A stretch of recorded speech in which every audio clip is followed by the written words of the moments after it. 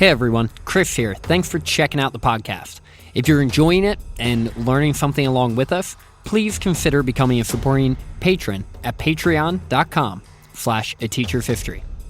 Or you could leave a rating and review on iTunes. It would be a huge help. If you'd like to raise your hand and participate along with us, you can find us on Facebook, Twitter, @ateachersfist, or shoot me an email, chris@ateachershistory.com. All right, let's get on to the next episode.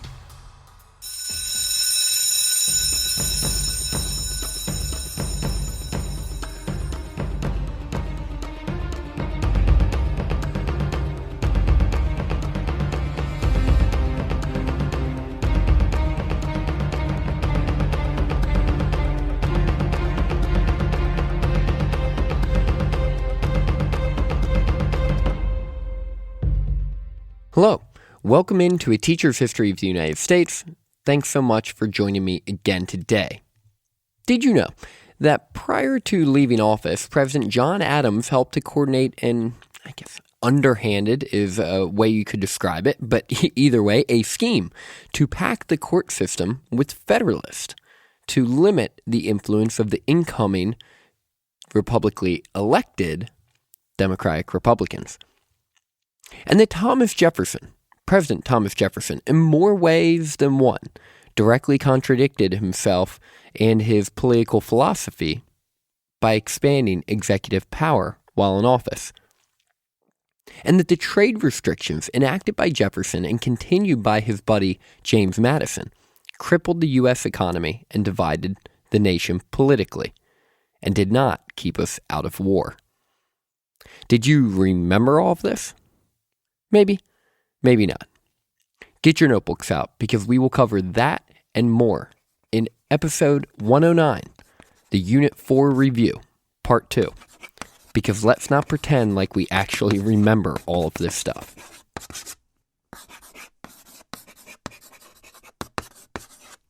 All right, everyone, welcome in to episode 109, the Unit 4 Part 2 Review, and we are just going to dive right into it. Last week, we had the first part of the Unit 4 review. We briefly covered the state of politics in American society following the war, and revisited the revolution, that is, and revisited the calls for a Republican form of government. We then reviewed the Articles of Confederation, the formation of the Constitution, and all of the ideas and arguing that went along with it. As you know, George Washington was our first president, and his task was a tall one, which I guess sort of works out because he's a pretty tall guy. I couldn't help myself. He had to deal with the challenges, both foreign and abroad, that saw both the British and French governments making life difficult for him. While members of his own cabinet, like Thomas Jefferson, his Secretary of State, was resigning over their disagreements on how Washington was running things. The animosity between the two emerging groups in the United States created the first two-party system in America, something that has more or less existed ever since. The Federalist and Democratic Republicans drew their lines in the sand over both domestic and foreign issues in the approaching election of 1796. Awkwardly, John Adams, a Federalist, quote unquote, I'm using air quotes here, okay, so use your imagination. John Adams won the election, while his primary Democratic-Republican rival, Thomas Jefferson, received the second most votes, becoming his vice president. While Jefferson just blatantly abdicated his duties as vice president, refusing to be party to Hamilton's vision for America, Adams faced pressure from all around him. Things with France had only gotten worse, with the French ministers demanding a bribe from American commissioners, resulting in the XYZ affair. With many Federalists paranoid of the emerging power of immigrants in U.S. politics, the Federalist-controlled Congress passed and John Adams signed the Alien and Sedition Acts. Jefferson and Madison, with no real recourse to prevent these from going through and being executed, penned the Virginia and Kentucky resolutions, floating the concept of nullification. While no other states joined in on their protest, it was an important precedent they set, publicly arguing that laws could be considered unconstitutional. As the election of 1800 approached, John Adams was standing firm on his desire to keep us out of war with France. While it was the right thing to do, it backfired for him politically. The Federalists who were pressuring him to go to war with France were furious with his reticence and his determination to find a peaceful solution. How dare he act selflessly? Meanwhile, the Democratic Republicans didn't actually believe that he was making a genuine effort at peace and lumped him in, quite often, with all of the war-crazed Hamiltonian High Federalists. Adams truly found himself as a man without a party. With his support waning and Jefferson's star only getting brighter, John Adams fell to Thomas Jefferson in the election of 1800. John Adams actually fell to both Thomas Jefferson and his running mate Aaron Burr, who both tied with 73 electoral votes. But eventually, the Federalist-controlled House of Representatives chose Jefferson as the next president, with Burr acting as his vice president. And in a twist of irony, Alexander Hamilton, Jefferson's primary political rival, played a role in convincing his fellow Federalists to choose Jefferson over Burr. Power had officially changed hands, and the leadership from the White House was going to take a much different approach to how they were going to run the country's government. When Jefferson took office, he made sure he was going to do everything he could to try to roll back what he thought was an overexpansion of federal power. He began a policy of retrenchment, which focused on returning to frugal and conservative spending. While Jefferson didn't dismantle Hamilton's bank, due to the advice of his Secretary of Treasury, Albert Gallatin, thank you for that, Albert, he did reduce the national debt from $83 million to $59 million in his 8 years in office, which is really significant. If you remember, prior to Jefferson taking office, Congress had passed the Judiciary Act of 1801, which, among other things, created new positions in the judiciary. Seeing that they lost power in both Congress, right? So the election was November of 1800, and the Federalists saw that they lost power in both Congress and the presidency in the election of 1800. So these Federalists were determined to do everything they could to maintain as much political power as they could during this, quote, lame duck period, about 3.5 to 4 months between the election and the inauguration. With Federalists still hanging on to power during this lame duck period, and in both Congress and in the presidency with John Adams, this act, the Judiciary Act of 1801, allowed numerous men to be appointed to these newly created judicial seats. And of course, with a Federalist-controlled Congress and a Federalist in the executive, it is no surprise that these magistrates were pretty much all Federalist, and they were given power with lifetime positions. So what this does is this sort of entrenches Federalist power throughout the federal government, even though through the votes of the people, both Congress and the executive had turned over to the Democratic Republicans. And this is what I was talking about in the intro to the episode, and what was viewed is I think I described it as an underhanded and dishonest move by Adams and the Federalists, at least in the eyes of men like Jefferson. President Jefferson and the newly Democratic Republican controlled Congress repealed the Judiciary Act of 1801. When a specific complaint from one of these appointed justices, William Marbury, was made public, it was taken to the Supreme Court in the case Marbury v. Madison, which is something that Bill and I covered in an extra credit episode in episode 93. In the end, the decision by the Federalist-leaning Supreme Court, run by the Federalist-leaning Chief Justice John Marshall, established the concept of judicial review in the United States of America. This empowered the Supreme Court to make a determination moving forward on the constitutionality of an act by the executive or piece of legislation passed by Congress. This was an enormously important case and better balanced out the power between the three different branches of government.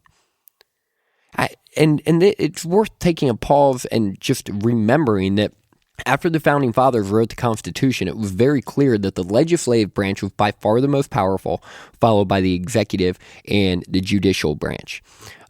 Judicial review immediately boosted the authority and impact of the judicial branch. And what we'll see is over the course of U.S. history, many acts have been passed and precedents have been set, such as some by none other than Thomas Jefferson, that increased the power of the executive to make the legislative branch less powerful in comparison to the other two today.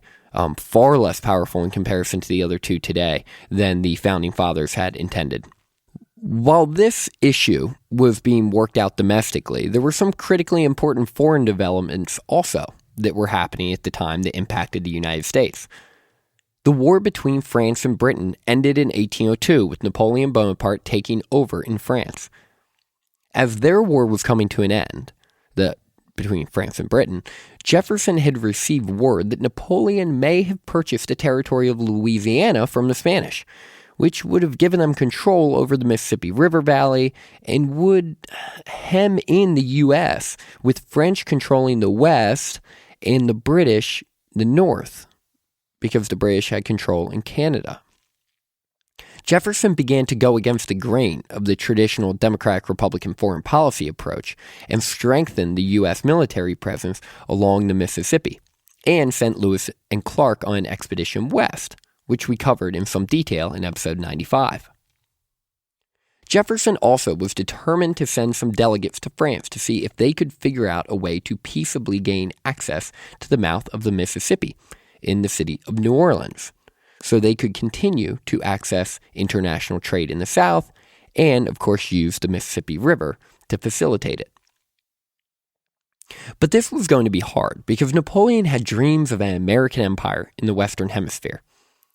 Fortunately for the United States, though, the French-controlled island of Saint-Domingue, which is modern-day Haiti, saw its slaves engineer a revolution, which was successful both due to their efforts and the disease that struck the additional army that Napoleon had sent over to crush it.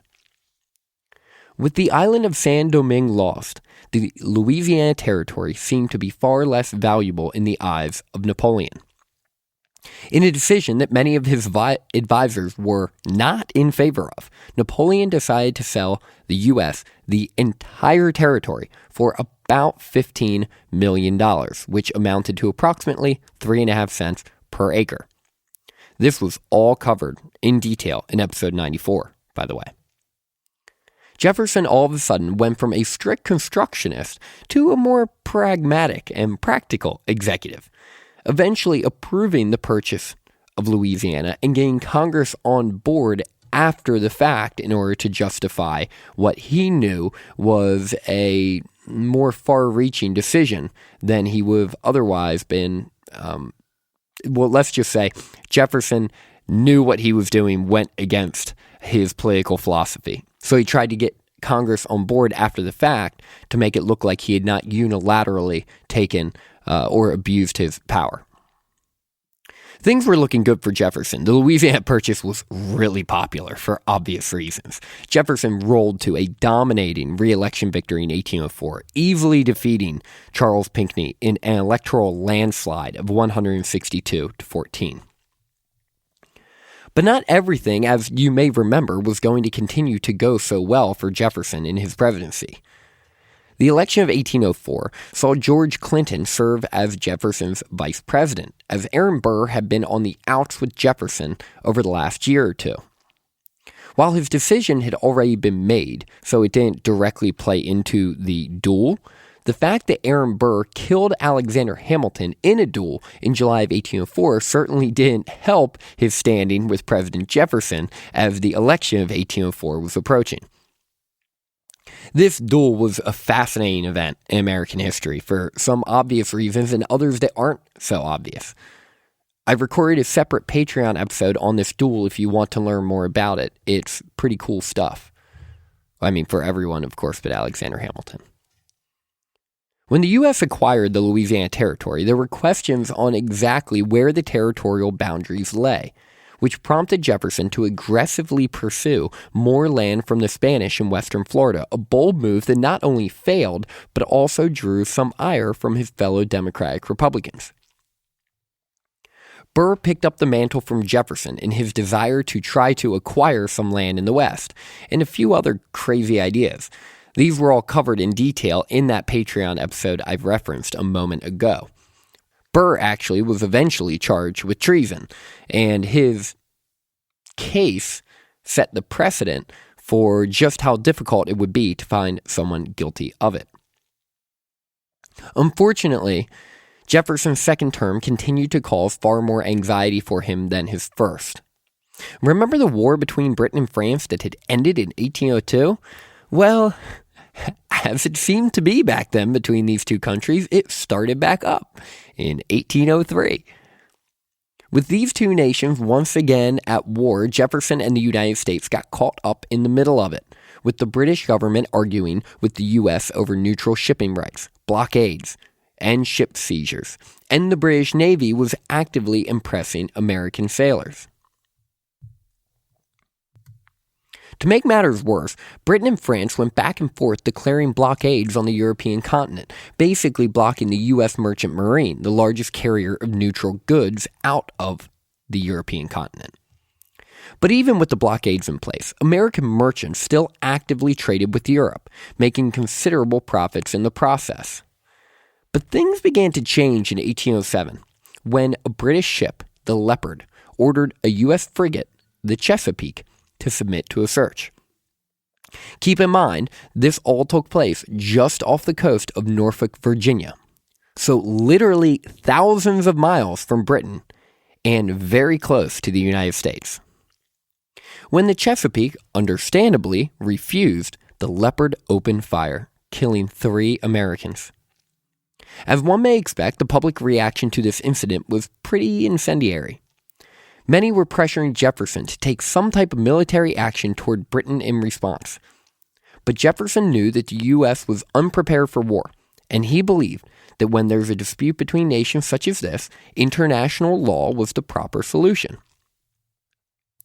Eventually, instead of going to war, Jefferson and the Democratic Republicans in Congress passed the Embargo Act of 1807, which was a bad idea. But why'd they do it? Well, they attempted to limit future conflict with Britain and or France, while also hopefully coercing them to alleviate their trade restrictions with the U.S. The Embargo Act said that no American ship could leave their port to any nation until Britain and France repealed their restrictions on neutral shipping. This embargo intended to make Britain and France realize just how much they depended on American trade, but it backfired more than Jefferson could have imagined and marred his second term of his presidency. Really, for the rest of history, there will always be this black cloud over Jefferson's presidency because of how much he bungled this. Because while on paper it made sense, the people who suffered in Britain were textile workers, not the wealthy landowners, the manufacturers, or the politicians. And since these are all of the people with money and power in Britain, it didn't really move the needle politically as much as Jefferson had hoped. Additionally, while it was great for and there were some British manufacturers who suffered too, but usually those things trickled down, which is why I mentioned it was more the textile owners who really bore the brunt of it. And it was good for American manufacturers, by the way, too, right? Seeing as how Jefferson had just removed their competition. But it was bad for mostly every other American business, especially those in New England. Shippers and merchants saw their revenues bottom out and were furious at what they saw, and almost rightfully so, right, as gross irresponsibility and incompetence from President Thomas Jefferson. In a bit of a hypocritical approach, Jefferson responded to many of these criticisms by further consolidating executive power, something, remember, he was very much against prior to his presidency. With the Embargo Act providing significant momentum for the Federalist Party, it seemed as though there was a very real chance they could take back the White House in 1808. The election of 1808 saw James Madison, Jefferson's hand-picked successor, run against Charles Pinckney again, the same Federalist candidate that ran against Jefferson in 1804. But this time, for a variety of reasons, it was a lot closer. But in the end, Madison won the election, and America welcomed a second Democratic-Republican president from the state of Virginia. As Madison entered office, he certainly was far from an imposing figure. He was small, frail, and soft-spoken. But everyone knew of his intellectual capacity and recognized him for his efforts in building the American Republic up to this point. As you may remember, though, Madison's biggest challenge was dealing with the foreign policy that he had inherited from Jefferson, which was his fault too, considering he was Jefferson's Secretary of State. In order to slowly back away from Jefferson's embargo, Congress had passed the Non-Intercourse Act, which said that Americans could trade again, just not with Britain or France. With the Non-Intercourse Act making little impact on trade, Congress once again went back to the drawing board to figure out a solution to their foreign predicament. The solution was Makin's Bill No. 2, which stated that they would continue with barring trade to Britain and France unless one of those nations lifted their trading restrictions. Then they would reopen it. In episode 98, I dive into all of the back and forth between the US, Britain, and France during this time. But to sum it up really simply, Napoleon was two-faced, lied to Madison, and outmaneuvered him politically. Through all this back and forth, the relationship between the US and Britain only became worse, putting the two nations on a collision course toward war. As our foreign diplomacy continued to put the U.S. in a bad spot, especially for those citizens along the coast, things were also becoming tense in the interior. With the persistent migration of Americans westward into native land, along with the not-so-subtle urging of the British, a pan-Indian resistance movement emerged, calling for the unification of native tribes in the West to resist the movement of American settlers. In a direct contradiction to the Treaty of Grenville, which was signed in 1795 and said that American migration westward would only happen with the approval of all native people in the regions, the Americans continued pushing west. Usually, what Americans would do is pit the native peoples against each other, promising payment or gifts, and then acquiring land that some native chiefs did not really have the authority to sell or trade away, but was certainly in their best interest to do so in the moment. Seeing this pattern play out again and again, the Shawnee chief Tecumseh and his brother Tenskwatawa, nicknamed the Prophet, made an effort to unite native resistance against the United States. They found early success in uniting native peoples and established Prophetstown in north-central Indiana. The governor of the Indiana Territory, William Henry Harrison, became both anxious and worried about these developments and expressed them to Tecumseh. To his credit, though, Tecumseh attempted to keep this movement as peaceful as possible, telling his followers, quote, "Do not take up the tomahawk, should it be offered by the British, or by the long knives. Do not meddle with anything that does not belong to you, but mind your own business and cultivate the ground. Your women and your children have enough to live on." But this idea of peace didn't last long. William Henry Harrison took men into Prophetstown, provoking the natives in what was known as the Battle of Tippecanoe in November of 1811. Losses were heavy on both sides, but eventually the natives were driven away, and the town was burned to the ground. After this instigation, Tecumseh and his allied natives officially joined an alliance with Britain against the United States.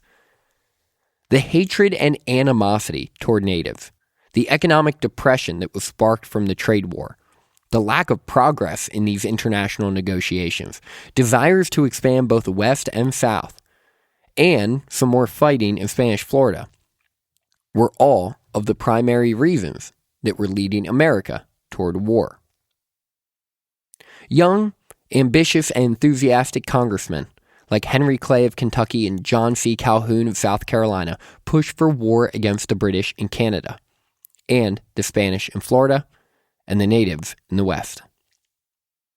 Throughout the time period between the fall of 1811 and spring of 1812, President Madison had become convinced that war was the only option for the U.S.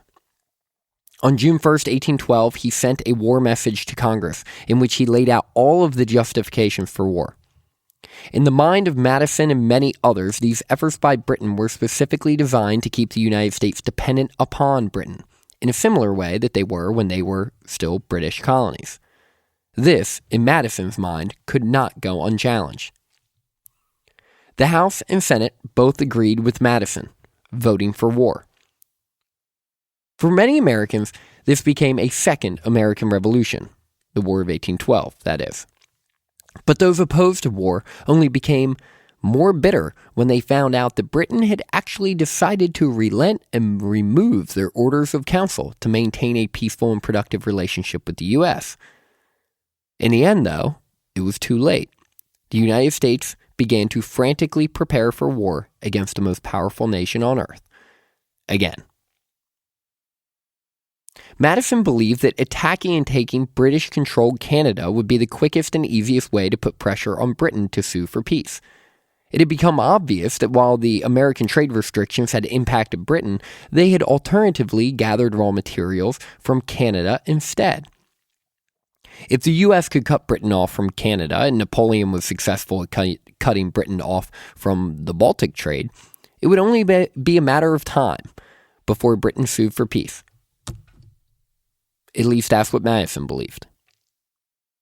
But there were a lot of problems with this. Not the plan as much as it was the execution of the plan. Many more Canadians fought against the U.S. than with them. The state militias were unorganized and incompetent in battle against the British-trained troops. The generalship of the United States was poor, the communication systems were basically broken, and there was a lack of cohesion and unity. In the end, the attempted invasion of Canada was an undeniable disaster for the United States of America. With the war going poorly, Madison faced a tough challenge in the election of 1812. DeWitt Clinton, an anti-administration Republican from New York, gave Madison a run for his money, almost defeating him. But while Madison performed poorly in New England, he was able to dominate in the South and West and hang on to the state of Pennsylvania to secure a victory, earning him a second term. But in 1813, things began to briefly turn in America's favor, with victories at the Battle of Put-in Bay and the Battle of Thames.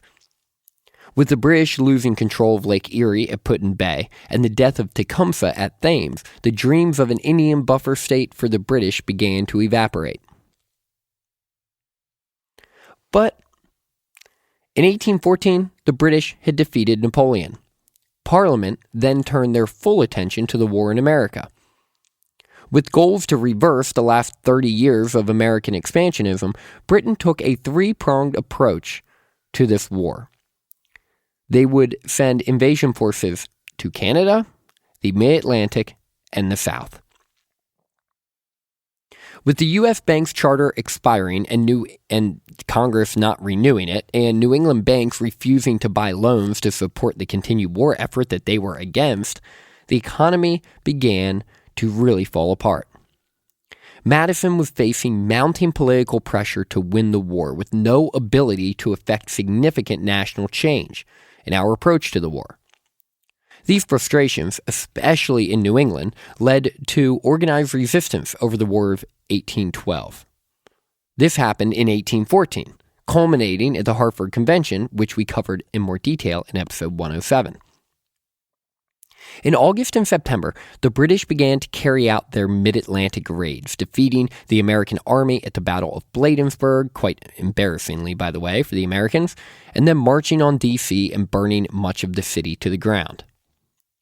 The British then moved on to Baltimore, where they were surprisingly stopped by the Americans, who had dug in at Fort McHenry, an event that gave us the Star-Spangled Banner.